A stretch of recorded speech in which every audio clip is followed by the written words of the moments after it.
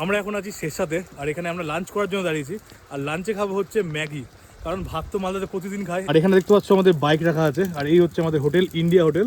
আর তার পাশে কিন্তু একটা খুব সুন্দর গিফট আইটেমের দোকান আছে, বাইরে প্রচুর গিফট দেখতে পাচ্ছি আমরা। আর ওখানে হিরকদা আছে। আর এই হচ্ছে আমাদের আজকের ওয়েদার, বৃষ্টি কিন্তু হয়ে চলেছে, ওপরে দেখো কালো মেঘ করেছে, আর বৃষ্টি কিন্তু হয়ে চলেছে। আর এই হচ্ছে ইন্ডিয়া হোটেল, এখানে আমরা আজকে খাবার খাবো। আর হোটেলের বাইরে দেখো অনেক রকমের আইটেম আছে, কিন্তু এগুলো কি আমি বুঝতে পারছি না। যেমন এগুলো আছে আচার, হিরক দেখলো কি বুঝতে পারছো কিছু? এটা জিজ্ঞেস করলাম, বললো ব্যাম্বু। ব্যাম্বো কি করে এটা দিয়ে? জানি না, আমি নিজেও জানি না, আমি নিজেও ব্যাপারটা খেতে খেতে পুরো ডেসক্রাইব জিজ্ঞেস করতে হবে। হ্যাঁ, অনেক রকম আইটেম। এটা হচ্ছে চকলেট, এগুলো কি যাই না। তো যাই হোক, চলো ভেতরে, এখানে আমরা এখন খাবার খাবো। ভিডিও করার চক্করে কিন্তু দেখো আমার জ্যাকেটটা পুরো ভিজিয়ে ফেললাম আমি। এতক্ষণ কিন্তু রেনকোট পরে ব্লগ বানাচ্ছিলাম। আর এই দেখো এখানে খাবার চলে এসছে হিরকদার। এই হচ্ছে আমার খাবার, গরম গরম ম্যাগি চলে এসছে।